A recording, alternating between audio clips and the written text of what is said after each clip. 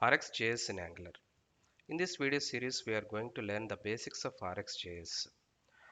Most of the concepts in Angular uses RxJS, so understand the basics of this RxJS will help us to understand most of the concepts in Angular in a better way.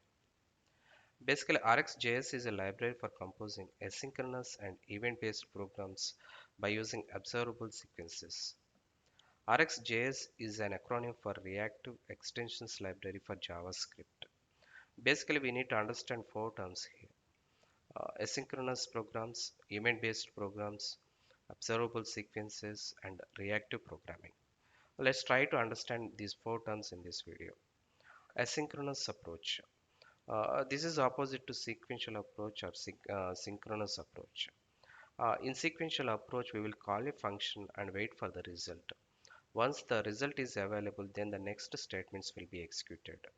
But in case of asynchronous programming, we will call a function and register a callback function and continue with the next statement's execution without waiting for the result. Once the result is available, then the specific callback function will be executed. Event-based programs. We do generally user communicate with the application from the browser using events like click on button. We don't know when user raise that event. In event-based programs, we will register a callback function for the specific event. Whenever user raise that event, then that specific callback function will be executed.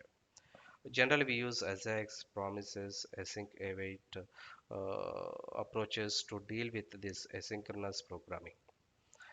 But for complex applications, these approaches end up with writing nested callbacks with multiple nesting levels. So observable is the better solution to handle this problem. RxJS is basically a JavaScript implementation of these observables. Let's try to understand why and where Angular uses this RxJS. In RxJS, everything can be represented as asynchronous data streams.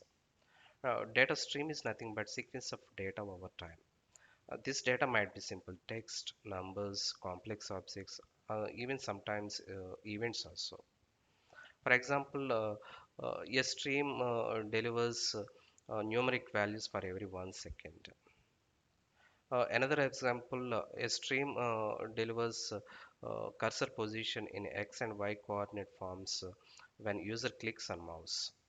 Like this, everything can be represented as asynchronous data streams. We can write some programming with these asynchronous data streams, and that is called as reactive programming. In reactive programming, these asynchronous data streams can be observed and react when value is emitted. So basically, RxJS is a library that means that contains all the functions and operators to create these asynchronous data streams and write some programming with these asynchronous data streams. In RxJS, these asynchronous data streams are represented as observables. So by using RxJS, we can compose complex asynchronous and event-based programs in a simple manner. So why Angular uses RxJS?